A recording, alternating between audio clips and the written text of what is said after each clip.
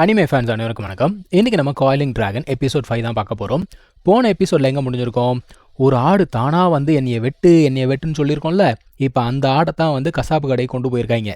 So இவங்களுக்குள்ள match நடக்க போகுது அப்படிங்கிற இன்ஃபர்மேஷன் அகாடமி ஃபுல்லாக பரவிடுச்சிங்க. ஆக்சுவலாக ரேண்டு தான் வந்து இப்போதைக்கு இங்கே இருக்கக்கூடிய ஜீனியஸ்.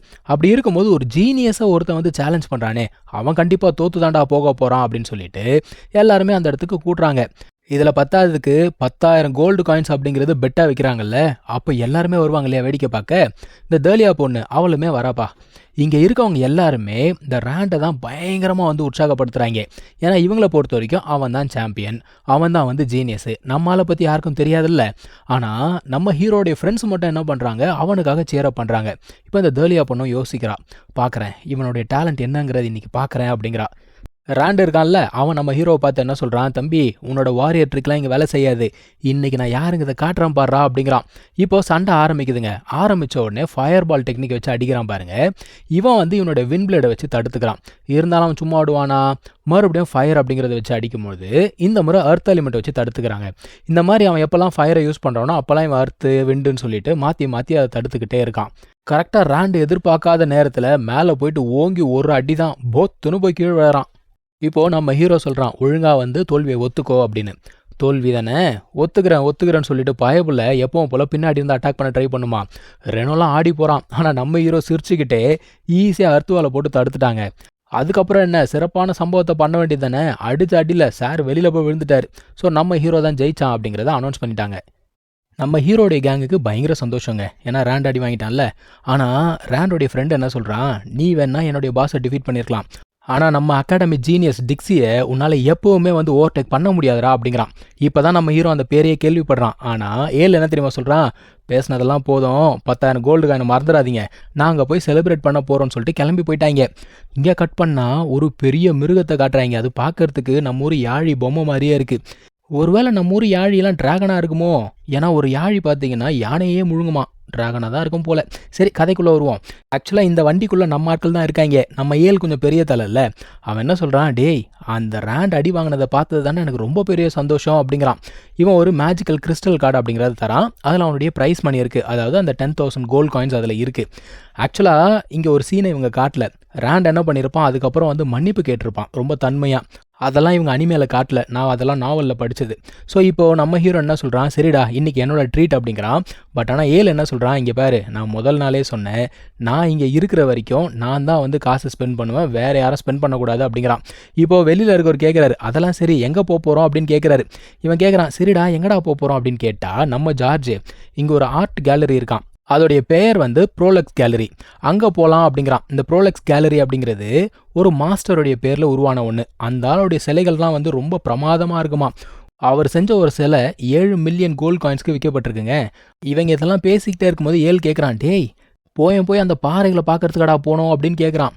நம்ம ரெனோ, ஆமாம் கண்டிப்பாக அங்கே தான் போகணும் அப்படின்னோடனே, உங்கள் கூட சேர்ந்ததே மிகப்பெரிய தப்பு, சரி வந்து தொலைங்கன்னு சொல்லிட்டு அந்த இடத்துக்கு போய் சேர்றாங்க. கரெக்டாக இவங்க உள்ளுக்குள்ளே போகும்போதே நம்ம ஹீரோடைய அங்கிள் ஒருத்தர் இருக்கார், ஹில்மேன் சொல்லிட்டு. அந்த மனுஷன் வெளில வந்து நிற்கிறாரு. இப்போ இவங்க உள்ளுக்குள்ளே போய் பார்க்குறாங்க, அந்த ப்ரோலக்ஸ் இருக்கான்ல அந்த மனுஷனுடைய சிலை இருக்குங்க. இந்த ஆள் பேரில் தான் இந்த ஒரு எக்ஸிபிஷன் ஹாலே இருக்குது. நம்ம செயின்ட்டுக்கே அந்த ஆள் நல்லா தெரிஞ்சிருக்குன்னா பார்த்துக்கோங்களேன், கொஞ்சம் பெரிய தலை தான் போல். இப்போ ஃபஸ்ட்டு எடுத்த உடனே ஒரு நார்மல் எக்ஸிபிஷன் ஹால் இருக்குது. இந்த இடத்துல யார் வேணால் அவங்களுடைய சிலைகள் அப்படிங்கிறத வைக்கலாம். இப்போது சிலை செய்கிறதுக்கு உங்களுக்கு ஒரு திறமை இருக்குன்னு வச்சுக்கோங்க, இதை இந்த இடத்துல வைக்கலாம், பிடிச்சிருந்தா வாங்கிட்டு போவாங்க. இதை தாண்டி போனால் எக்ஸ்பர்ட்ஸ் ஹால். எக்ஸ்பர்ட் அப்படின்னு சொன்னாலே பப்ளிக்கில் இருக்கவங்களுக்கு இவங்களை பற்றி நல்லாவே தெரிஞ்சிருக்கும், கொஞ்சம் ஃபேமஸான பீப்புள். இதையும் தாண்டி போனால் அடுத்த ஹால் இருக்குது. இந்த ஹாலுக்கு பேர் மாஸ்டர்ஸ் ஹால். அதாவது மாஸ்டர்ஸ் அப்படின்னு சொன்னாலே இந்த ப்ரோலக்ஸ் இருக்கார்ல, அவரை மாதிரி மிகப்பெரிய ஆட்கள் செய்யக்கூடிய சிலைகள் இங்கே இருக்கும். ஆனால் இந்த இடத்துல சிலைகள்லாம் ரொம்ப கம்மியாக இருக்குது. ஏன்னா இந்த மாஸ்டர்ஸ் லெவலில் இருக்கவங்க இது சிலை செய்கிறதே வேலையாக உட்காந்துட்டு இருக்க மாட்டாங்க, எப்போயாவது ஒன்று செய்வாங்க, அது வந்து பயங்கர ஃபேமஸாக இருக்கும். இப்போ நம்ம ஹீரோ பார்க்குறான், அந்த சிலையை பார்க்கும்போது அதில் இருக்க அந்த ஸ்பிரிச்சுவல் எனர்ஜியை அவனால் ஃபீல் பண்ண முடியுது. அதாவது ஒரு சிலை உயிரோடு இருந்தால் எப்படி இருக்கும் அந்த மாதிரி ஒரு ஃபீலிங் அவனுக்கு இருக்குது. அதான் ஏழு சொல்கிறான், ஆக்சுவலாக இந்த மாதிரி ஒருத்தங்க அப்ரிஷியேட் பண்ணுறாங்கல்ல, அந்த உள் உணர்வு அவங்களுக்கு தெரியுதில்ல, அப்போ இவனுக்குமே அந்த திறமை இருக்குது அப்படின்னு அர்த்தம். ஸோ ஏழு என்ன பண்ணுறான், நம்ம ரெனோ பக்கம் திரும்பி கேட்குறான், சரிடா உனக்கு என்ன தெரிஞ்சது சொல்லுடா அப்படின்னா. கொஞ்ச நேரம் முடிச்சுட்டான். என்ன சொல்கிறான், வெளியில் இருக்க சிலையை விட உள்ளே இருக்க சிலைலாம் பெருசாக இருக்குது அப்படிங்கிறான். இவனை பார்த்து சிரிக்கிறதா அழுவுறதான்னு தெரியாமல் வாடான்னு சொல்லிட்டு வெளியில் போகிறாங்க. வெளியில் போனால் நம்ம ஹீரோ பார்க்குறான், அவனோட அங்கிள் நின்றுருக்காரு. ஸோ அவன் என்ன பண்ணுறான், அவங்க ஃப்ரெண்ட்ஸ் எல்லாம் அனுப்பிச்சிட்றான், நீங்கள் போங்க நான் ஒருத்தரை மீட் பண்ணணும்னு சொல்லிட்டு. இவங்க அங்கிளை வந்து கூப்பிட்டா மனுஷன் குடுகுடுன்னு வந்து கட்டி பிடிச்சி போகிறா. அவர் பிடிச்ச புடியில் இவனே அரண்டு போகிறான். அதான் சொல்கிறாரு, டே என்னடா எப்பரா இருக்கு அப்படின்னு கேட்குறாரு. இவன் கேட்குறான், அதெல்லாம் சரி நீங்கள் இங்கே என்ன பண்ணுறீங்க அப்படின்னா, ஒரு முக்கியமான வேலையாக வந்தேன்டா, அது மட்டும் இல்லாமல் ஒரு பெரிய நியூஸ் கொண்டு வந்திருக்கேன் அப்படிங்கிறாரு. என்னையா நியூஸ் அப்படின்னு கேட்டால், இவனோட பிரதர் இருக்கான்ல, நம்ம ஹீரோட பிரதர், அவன் அந்த டிராகன் வாரியர் டெஸ்ட்டை பாஸ் பண்ணிட்டாங்க. இவங்க ஃபேமிலியோட மிகப்பெரிய கனவுல அது. அவங்க அப்பாலாம் பயங்கர ஹாப்பி. ஏன்னா இவன் பார்த்தீங்கன்னா நம்பர் 1 இன்ஸ்டியூட்டில் படிச்சுக்கிட்டு இருக்கான். இப்போ அவன் என்னடானா டிராகன் பிளட் வாரியர் ஆகிட்டான். ஸோ அவங்க அப்பாவுக்கு பயங்கர சந்தோஷம். ஆனால் இந்த வண்டியில் சிலைகள் இருக்குங்க, சிலையை விற்கிறதுக்காக மனுஷன் கொண்டு வந்திருக்கான். இதெல்லாமே அவங்க அப்பாவுடைய ஃபேவரட் சிலையாம். இதை கேட்டோன்னே மனுஷன் திருன்னு முழிக்கிறாரு. பட் ஆனால் இந்த சிலைகளை வந்து விற்க முடியாது அப்படிங்கிற மாதிரி சொல்லிடுறாங்க. இது என்ன தான் பழைய சிலையாக இருந்தாலும் அந்த அளவுக்கு கலை நயம் கிடையாது, வாங்க மாட்டோம்னு சொல்லிட்டு போயிட்டாங்க. இப்போ நம்ம ஹீரோ என்ன தெரியுமா பண்ணுறான், அந்த மேஜிக்கல் கிறிஸ்டல் கார்டை எடுத்து கொடுக்குறாங்க. கொடுத்துட்டு இதில் வந்து 9900 கோல்ட் காயின்ஸ் இருக்குது, அப்பா கிட்ட கொடுத்துருங்க அப்படிங்கிறான். மனுஷன் முதல்ல கவனிக்கல. இது எப்படி உங்ககிட்ட வந்துச்சு அப்படின்னு கேட்டால், நான் வந்து இந்த மாதிரி காம்படிஷனில் ஜெயித்தேன் அப்படிங்கிறான். காம்படிஷனில் ஜெயிச்சியா, உனக்கு எதுவும் அடிலாம் படலல்ல, இங்கே பாரு உன்னோட லிமிட் தெரிஞ்சு சண்டை போடு சரியா அப்படின்னு சொல்லிட்டு மனுஷன் இப்போ தான் நோட்டீஸ் பண்ணுறான். என்ன சொன்னேன், 9900 கோல்ட் காயின்ஸா, டேய் 2 வருஷம் டியூஷன் ஃபீஸுக்கு ஆச்சுரா அப்படிங்கிறாரு. இப்போ நம்ம ஹீரோ நடந்து போய்கிட்டு இருக்கும்போது நம்ம செயின்ட் கேட்குறாரு, என்னடா 10,000 கோல்டு காயின்ஸ் அப்படியே தூக்கி கொடுத்துட்ட, உனக்கு கஷ்டமா இல்லையா அப்படின்னு கேட்குறாரு. அவன் என்ன சொல்கிறான், எனக்கு எதுங்க காசு, எனக்கு சாப்பிட சாப்பாடு இருந்தால் போதும், தூங்குறதுக்கு ஒரு இடம் இருந்தால் போதும், நான் பண்ண போகிறது ட்ரைனிங்கு, அதை வச்சு நான் என்ன பண்ண போகிறேன், அப்பாவுக்கு யூஸ்ஃபுல்லாக இருக்கும்ல அப்படிங்கிறான். சரி இப்போ எங்கடா வேகமாக போய்கிட்டு இருக்க அப்படின்னு கேட்டால், இந்த 3rd இயருடைய சண்டை நடந்துகிட்டு இருக்கான். இந்த திக்ஸி சொன்னாங்கல்ல, இந்த அகாடமியோட ஜீனியஸு, அவன் சண்டை போட போகிறான், அதை பார்க்க போகிறான். ஆக்சுவலாக திக்ஸி வேறு யாரும் கிடையாது, நம்ம தேலியாவோட பிரதர் தான். அவளுமே கரெக்டாக அந்த இடத்துக்கு வந்துட்டா. இவன் கேட்குறான், என்ன நீயும் வந்திருக்கே அப்படின்னா, இல்லை அவன் பிரதரோடைய ஆப்போனண்ட் வந்து பார்த்தீங்கன்னா ஒரு ஸ்ட்ராங்கஸ்ட் ஆப்போனண்ட்டான். நம்ம ஹீரோ மாதிரி அவங்ககிட்டயுமே டூயல் எலிமெண்ட் அப்படிங்கிறது இருக்குது, அதே அர்த்து அதே விண்டு. ஸோ சண்டை ஆரம்பித்த உடனே இந்த ஆப்போனண்ட் என்ன பண்ணுறான், எர்த் ஸ்டைல் அப்படிங்கிறத பயன்படுத்துகிறாங்க. ஆனால் திக்ஸி என்ன பண்ணுறான், ஏர் பிளேட் அப்படிங்கிறத வச்சு அடித்ததில் அந்த அர்த் எலிமெண்ட்லாம் எங்கேயோ பிச்சுட்டு போயிடுச்சு. இவனுக்கே பயங்கர ஆச்சரியம். நம்ம செயின்ட் என்ன சொல்கிறாரு, இங்கே பாரு இந்த மாதிரி சண்டைலாம் ரொம்ப ரேரு, இதை ஜாக்கிரதையாக உத்து கவனியா அப்படிங்கிறாரு. இப்போ நம்ம ஹீரோ என்ன தெரியுமா பண்ணுறான், வெளியில் அந்த சண்டை நடக்குதுல்ல, அந்த சண்டையை அவனோட மைண்டெல்லாம் அவன் ப்ளே பண்ணி பார்த்துக்கிட்டு இருக்கான். ஸோ திக்ஸி கூட அவனே சண்டை போடுற மாதிரி பண்ணிக்கிட்டு இருக்கான்.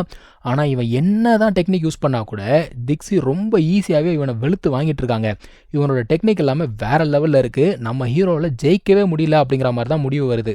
ஸோ வெளியில் ஆப்பனன்ட் தோத்துட்டான். தோத்த உடனே அந்த பைபிள் என்ன பண்ணுறான், அவனோட சிஸ்டரை கூப்பிட்டுட்டு அங்கேருந்து கிளம்பி போயிட்டான். இப்போது நம்ம ஹீரோவுக்கு ரொம்ப ஒரு மாதிரி ஆயிடுச்சு. ஏன்னா இவனுக்கும் அந்த திக்ஸிக்கும் ஒரே வயசு தான். ஆனால் இவன் வந்து லெவல் 3லேயே இருக்கான். அவனை எல்லாருமே ஜீனியஸ்னு சொல்கிறாங்கல்ல, ரொம்ப வெறுத்து போய் உட்காந்துக்கிட்டு இருக்கான். அதான் நம்ம செயின் சொல்கிறாரு, டே ரொம்பலாம் யோசிக்காத, அவனுடைய மென்டல் ஸ்ட்ரென்த் அப்படிங்கிறது நார்மல் பீப்புளை விட 68 டைம்ஸ் அதிகம். அதனால தானே அவன் அப்படி இருக்கான் அப்படின்னு சொன்ன உடனே இவன் கேட்குறான், சரி அப்போ மென்டல் ஸ்ட்ரென்த்தை இன்க்ரீஸ் பண்ணுறதுக்கு உங்ககிட்ட ஏதாவது வழி இருக்கா அப்படின்னு கேட்குறான். மனுஷன் என்ன சொல்கிறாரு, இருக்கே அப்படிங்கிறாரு. நானே ஒரு டெக்னிக்கை கண்டுபிடிச்சிருக்கேன், ரொம்ப சூப்பரான மெத்தட் அப்படின்னோடனே, சரி என்ன மெத்தட்னு கேட்குறாங்க.